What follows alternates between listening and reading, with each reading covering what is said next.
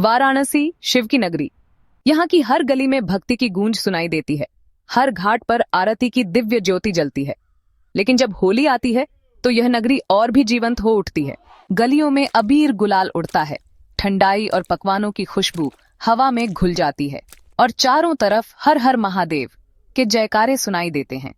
हर साल की तरह इस बार भी होली की तैयारियां जोरों पर थीं, लेकिन इस खुशी के माहौल के बीच एक काली साजिश भी पल रही थी। कुछ असामाजिक तत्वों ने ठान लिया था कि इस बार होली पर वाराणसी की शांति को तहस नहस कर देंगे। उनका मकसद था काशी विश्वनाथ मंदिर के पास दंगा भड़काना, जिससे हिंदू और मुस्लिम समुदाय के बीच नफरत की आग जल उठे और पूरा शहर अशांति में डूब जाए। मंदिर के पास ही हाशिम चाचा की पान की दुकान थी।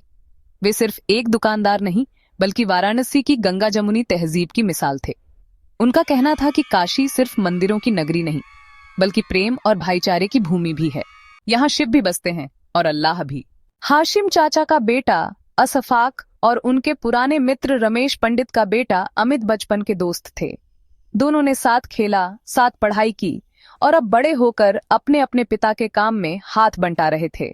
होली से एक दिन पहले रात के समय असफाक अपनी गली से गुजर रहा था। तभी उसने देखा कि कुछ अजनबी लोग मंदिर के पास खड़े होकर फुसफुसा रहे थे। उसे कुछ अजीब लगा, इसलिए वह चुपचाप एक दीवार के पीछे छिपकर उनकी बातें सुनने लगा। वे कह रहे थे कि होली के दिन मंदिर में भगदड़ मचा देंगे, बस आग लगानी है और फिर लोग खुद ही आपस में लड़ने लगेंगे। एक बार दंगा भड़क गया तो काशी का चैन सुकून खत्म हो जाएगा। यह सुनकर असफाक के होश उड़ गए। वह तुरंत अमित के पास भागा और उसे सारी बात बताई। दोनों को समझ आ गया कि यह कोई मामूली शरारत नहीं, बल्कि एक बड़ा षड्यंत्र था। अमित और असफाक दौड़कर हाशिम चाचा और रमेश पंडित के पास पहुंचे और पूरी घटना बताई। दोनों बुजुर्गों को यकीन नहीं हुआ, लेकिन जब असफाक ने उन संदिग्ध लोगों का हुलिया बताया तो वे गंभीर हो गए। यह बहुत खतरनाक साजिश है, हमें तुरंत पुलिस को बताना होगा। पुलिस ने भी इस खबर को गंभीरता से लिया और मंदिर के चारों ओर सुरक्षा बढ़ा दी। लेकिन असली समस्या यह थी कि बिना सबूत के पुलिस कुछ नहीं कर सकती थी। इसलिए एक योजना बनाई गई कि उन अपराधियों को रंगे हाथों पकड़ा जाए। आखिरकार होली का दिन आ गया। मंदिर के चारों ओर भक्तों की भारी भीड़ उमड़ पड़ी थी। हर कोई रंगों में सराबोर था, ढोल नगाड़ों की धुन पर नाच रहा था। मंदिर में विशेष पूजा चल रही थी और प्रसाद के रूप में भांग मिश्रित ठंडाई और मिठाइयां बांटी जा रही थीं। उधर साजिशकर्ता भी अपने काले इरादों के साथ मंदिर के करीब पहुंच चुके थे। उनके पास पेट्रोल बम और तेजाब से भरी बोतलें थीं। वे सही मौके की तलाश में थे। जैसे ही वे अपनी योजना को अंजाम देने वाले थे, तभी कुछ ऐसा हुआ जिसने सबको अचंभित कर दिया। अचानक मंदिर के घंटे अपने आप जोर जोर से बजने लगे। कोई उन्हें छू नहीं रहा था, फिर भी उनकी गूंज पूरे वाराणसी में फैल गई। भक्तों में हलचल मच गई। कुछ लोगों ने सोचा कि यह महज हवा का झोंका है, लेकिन फिर मंदिर के भीतर से आती एक गहरी गूंजती हुई आवाज ने सबको स्तब्ध कर दिया। ऐसा लगा जैसे कोई दिव्य शक्ति कह रही हो कि यहाँ जो भी बुराई करेगा वह स्वयं नष्ट हो जाएगा।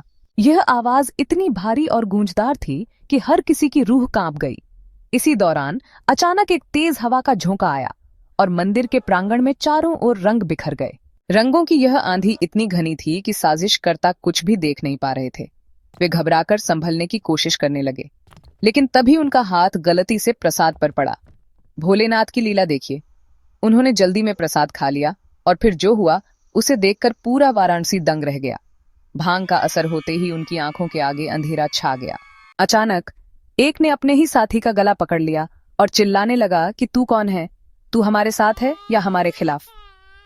दूसरा जोर जोर से हंसने लगा और बड़बड़ाने लगा कि हमें यहाँ क्या करना था, हम तो होली खेलने आए थे ना। तीसरा वहीं बैठकर शिव का नाम जपने लगा और गिड़गिड़ाने लगा कि हर हर महादेव, मुझे क्षमा करो भोलेनाथ, मैं गलत कर रहा था। यह देखकर लोग अचंभित रह गए। जिन लोगों ने वाराणसी को जलाने की योजना बनाई थी, वे अब खुद ही अपनी सुध बुध खो चुके थे।